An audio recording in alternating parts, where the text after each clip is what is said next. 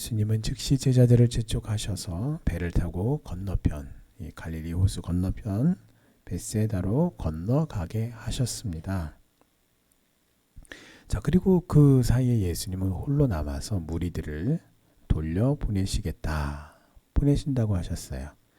자, 왜 예수님께서 서둘러서 제자들을 재촉해서 강요해서 야야야 빨리 가라 그래서 그 무리들과 떨어지게 하셨는가? 바로 이 오병이어의 기적을 경험한 이 사람들, 이 무리들, 이 백성들이 예수님을 정치적인 메시아로 이제 확신을 했단 말이에요. 야, 이분만 있으면 우리가 로마로부터 해방받을 수 있겠구나.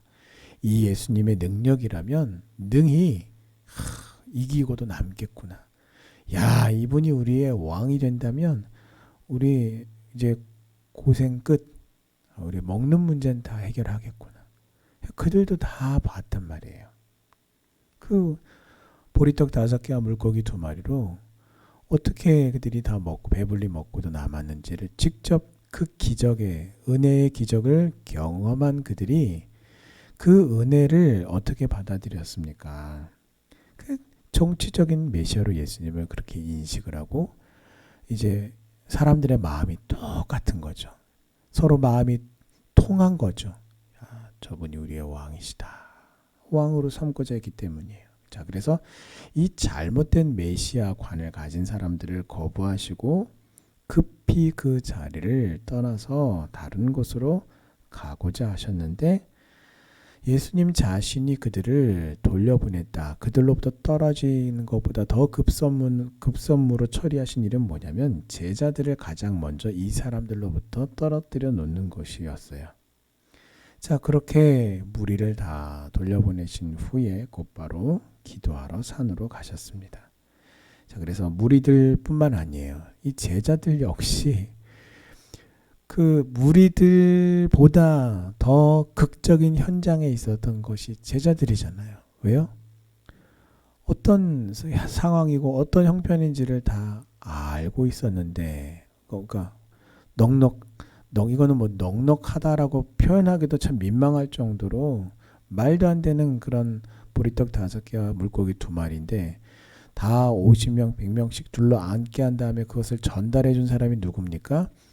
예수님이 거기에 축복기도 하시고 떼어서 제자들에게 전달하도록 나누어 주셨고 그것을 직접 기적의 현장에 가서 바라보면서 그것을 받아서 사람들에게 전달한 것은요, 제자들이란 말이에요.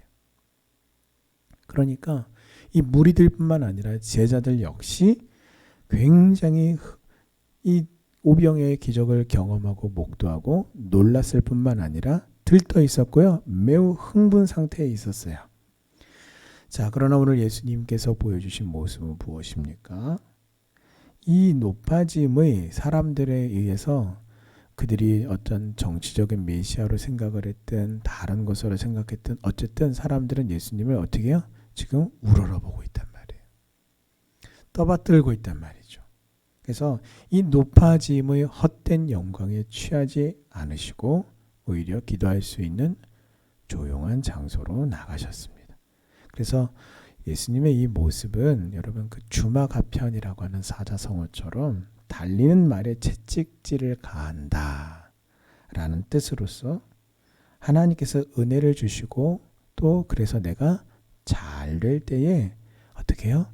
그 잘됨으로 인해서 우리가 우쭐해하고 잘난 체하고 자기를 드러내고 교만해지기보다 하나님께서 은혜 주시고 나로 하여금 잘되게 하실 때에 더 경성하고 또 겸손하여 행하기를 힘쓰는 우리 성도님들 다 되시기를 주님의 이름으로 축원합니다.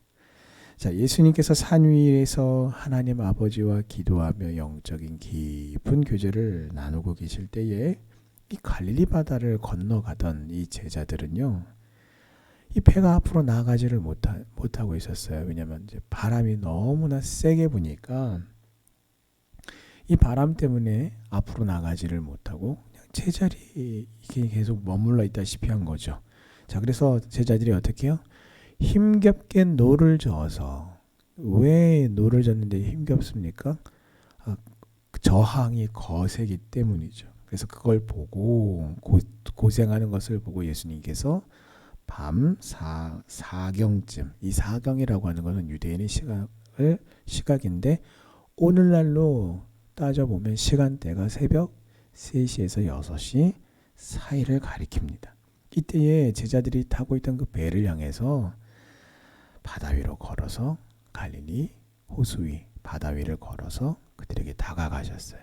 자, 그런데 오늘 말씀을 보면 캄캄했던 것 같아요. 왜냐면은 이 물 위로 예수님이 걸어서 자기들에게 오리라는 것을 전혀 상상도 못했던 제자들이 그 예수님을 보고 유령이다, 귀신이다 이렇게 여기고서 비명을 지릅니다. 여기 소리를 질렀다는데 예수님 오세요 이렇게 이런 소리를 지른 게 아니에요. 여기서 이 소리를 질렀다라는 표현은요, 다른 이 성경에 어디에서 기록이 돼 있냐면 귀신 들린 사람이, 그러니까 그 사람 안에 들어간 그 귀신이 예수님을 발견했을 때 달려와서 막 소리를 질러댈 때 그 표현하고 똑같은 이야기예요. 똑같은 표현이에요. 똑같은 단어예요. 그러니까 제자들이 지금 그 물 위로 걸어오는 예수님을 보면서 귀신이라고 생각을 해가지고 외마디 비명을 지르는 거예요. 으아! 하고. 그러니까 피와 구분이 전혀 되지 않은 캄캄함이니까 동더울 때쯤도 아니고 캄캄한 새벽이었던 것이죠.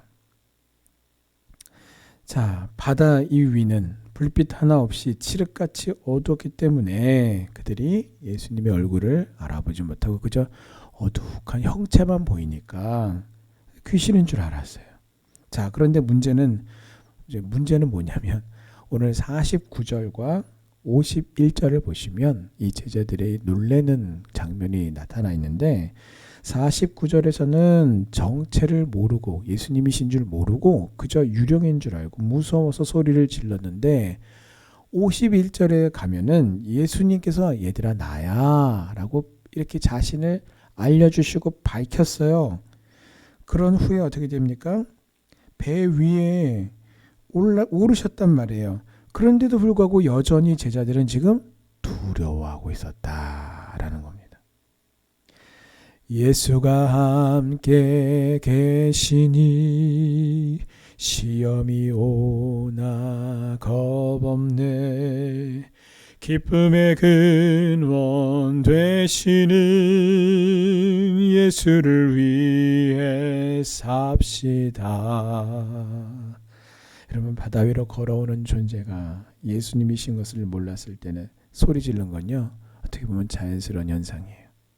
그러나 예수님이시다라는 것을 확인한 후에도, 예수님이 배 위에 오르신 후에도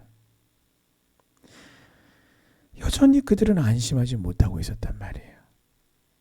여러분, 예수님께서 나와 함께 하심에도 불구하고 우리도 내 삶에서 우리가 시험과 환난을 만났을 때에 여러분 오늘 이 제자들처럼 두려워하고 걱정하고 있지 않습니까? 오늘 52절에 보면 그 이유를 기록하고 있습니다. 그것은 바로 그날 낮에 예수님께서 떡 떼시던 일, 즉 오병이어의 기적을 일으키신 그 예수님을 깨닫지 못하고 도리어 그 마음이 둔하여졌기 때문이다 라고 기록하고 있어요. 나와 함께 하시는 예수님이 누구이신지를 깨닫지 못하고 내 마음이 둔해지는 이유가 무엇입니까? 믿음이 없기 때문이에요. 제자들 역시 예수님을 향한 믿음과 신뢰라고 하는 차원에서 이해하지 못하고 그저 두려움과 공포의 차원에서 이해하려고 했기 때문에 그들의 마음이 둔해져 버린 거예요.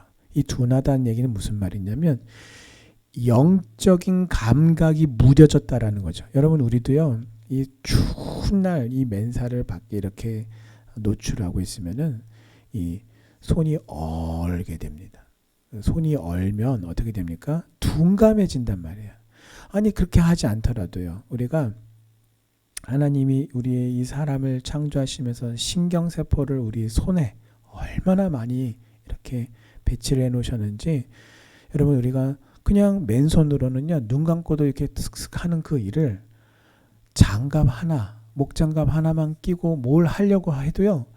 이게 한참 걸립니다. 직접 들여다보고 하지 않는 이상은, 아니 들여다보고 해도 손의 감각이 떨어지기 때문에 이 뭔가를 이렇게 작업을 하는데 굉장히 어려움을 겪어요.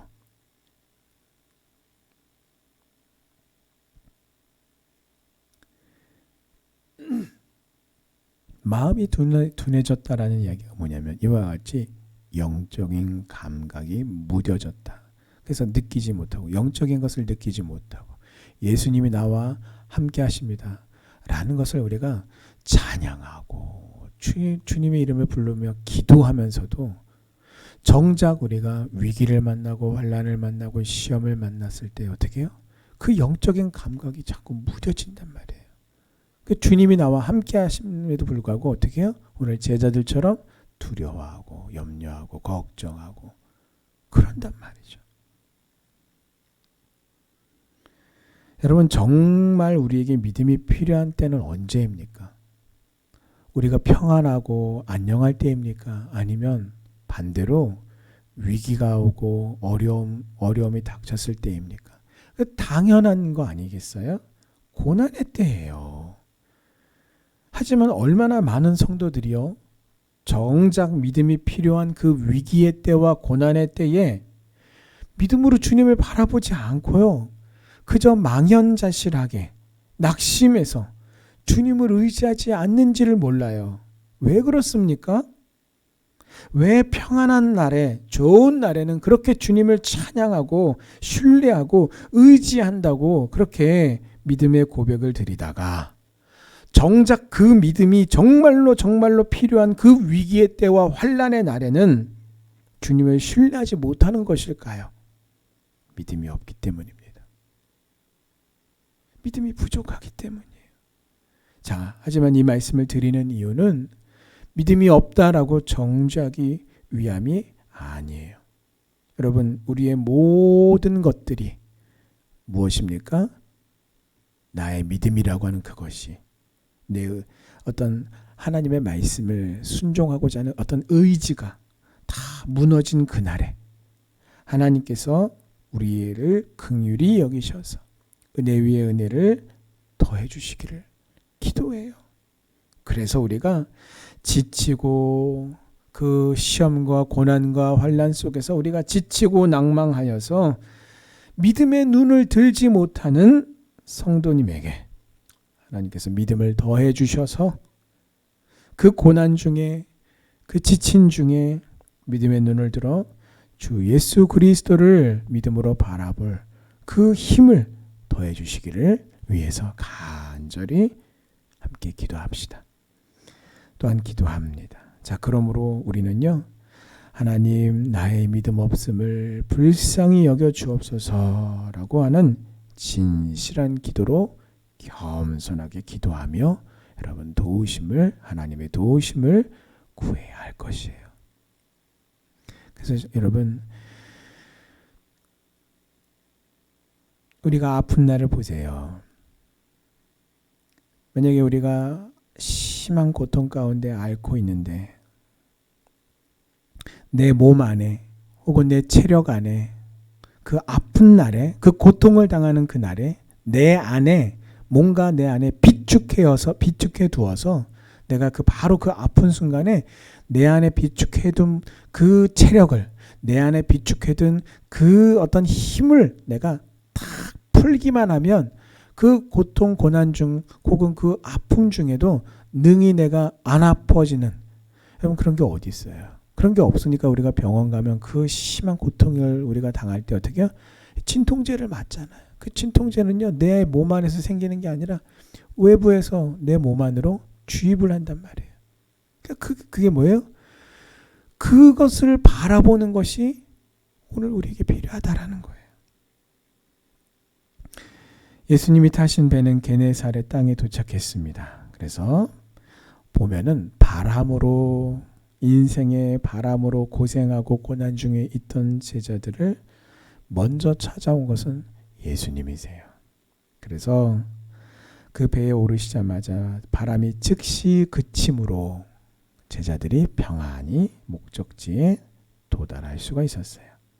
여러분, 오늘도 나의 주님이신 예수님께서 성령의 충만함 가운데에 고난 중에 환난 중에 어려움 중에 있는 나를 찾아오실 줄을 알고 함께 믿음으로 함께 기도합시다. 자, 주님이 오셨다라는 소문이 사방으로 퍼졌고요. 사람들은 환자들을 아예 침상째로 메고 달려 나왔어요. 그래서 그 어디나 주님이 가시는 지방이나 도시나 마을에서 병자들을 어디다가 다 사람들이 가지고 나왔냐면요, 시장으로. 그래서 아니 왜 시장인가라고 할 때 그 시장은요, 전에도 구약 성경 관련해서 설교 드릴 때 말씀을 드렸습니다만, 이 예수님 당시에 이 유대 나라라고 하는 나라의 시장은 어디냐면요, 성문 앞이에요. 왜냐하면 거기가 광장이기 때문에, 넓은 곳이기 때문에, 거기가 곧 시장이자 광장이고 거기가 곧 재판장이 됩니다. 그래서 성문 위에 그 리더가, 장로들이 앉아서 많은 사람들이 모이고 오가는 곳에서 거기서 이야기를 듣고 재판을 했던 것이죠. 자, 그래서 시장에 오늘 환자들을 데리고 모인 곳이에요. 그래서 그 많이 모인 그곳에서 어떻게 해요? 예수님, 우리가 다 이렇게 여기 환자들이 이렇게 있으니까 우리 사이로 지나가실 때에 우리가 그 예수님의 옷가에 손만이라도 대게 해주십시오. 그래서 그렇게 믿음으로 간구했단 말이에요. 그러니까 이 믿음으로 손을 대는 자는 다 어떻게 돼요? 나음을 입게 되었어요. 이게 무엇입니까? 이게 믿음이에요. 오늘 환자들을 보세요. 방금 앞서서 말씀드렸던 것처럼 정말 믿음이 필요한 때가 무엇입니까? 오늘 이 환자들처럼 침상에 누워서 꼼짝도 하지 못하는 이들이었으나, 주님, 옷가에라도 내가 손을 대기만 해도 내가 나음을 믿습니다라고 하는 이 믿음으로 하나님, 나를 살려주십시오. 내 힘으로는 주님을 바라볼 힘이 없습니다. 나에게 주님을 의지하고 바라볼 그 믿음을 내게 더하소서라고 우리를 긍휼히 여겨달라고 간절히 믿음으로 간구하는 그 믿음이 오늘 나에게 필요하단 말이에요. 이것이 우리가 주님을 향해서 가져야 할 믿음입니다. 아주 작은 은혜라도 주님이 나에게 은혜를 주신다면 내 건강도, 믿음도, 삶도, 내 신앙도 온전히 나음을 입어서 깨끗하고 온전하게 회복이 될 줄 믿습니다. 예수님을 향한 이 믿음으로 오늘도 우리가 다 함께 기도의 자리로 나가기를 소원합니다. 아멘. 기도하시겠습니다.